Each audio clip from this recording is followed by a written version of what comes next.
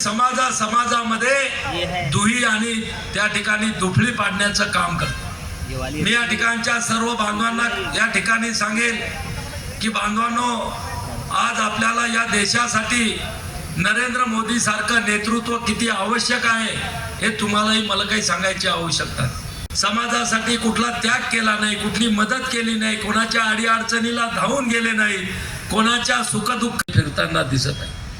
बांधवांनो, ज्या पक्षावर ते उभे आहेत ते आदरणीय शरद पवार साहेब फार अभिमानाने सांगत असतात की मी माझ्या आयुष्याच्या 40-45 वर्षात रस्त्यांना त्यांच्याकडून तो विषय कधी मार्गी लागला नाही।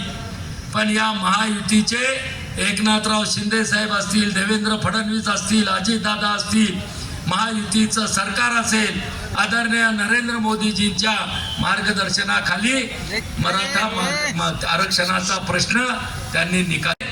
तो एक संजय राऊत आणि उद्धव ठाकरे या समाजाला माझा प्रश्न आहे की ज्यावेळेस या मोर्चामध्ये सहभागी झाले आणि त्या मोर्चाची टिंगल त्या नालायक संजय राऊतानं काय उडवली, मध्ये व्यंगचित्र छापलं की एका बाईचा एक माणूस त्या ठिकाणी मुका घेतो।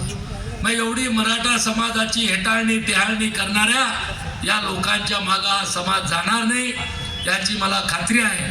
बांधवांनो, 13 तारखेला भरघोस मतदान करा। याच्या अगोदरच्या टप्प्यामध्ये आम्ही पाहिलं की आपल्याच लोकांचं मतदान कमी झालं आणि बाकीच्या लोकांचे जथ्थेच्या जथ्थे मतदान केंद्रावर दिसत होते। आणि म्हणून तुम्ही एक मतदान आपल्या घरातून काढून मतदानाची टक्केवारी मोठ्या प्रमाणामध्ये त्या ठिकाणी वाढवावी आणि रक्षाताईंना लोकसभेमध्ये त्या ठिकाणी पाठवावं अशी आग्रहाची विनंती आणि आव्हान करतो आणि थांबतो। जय हिंद, जय महाराष्ट्र। सर्व सन्मान्य व्यासपीठ, माझ्यासमोर उपस्थित असलेले, खास करून आदरणीय नितीनजींना ऐकण्यासाठी आलेले सर्व माझे मतदार बंधू आणि भगिनींनो,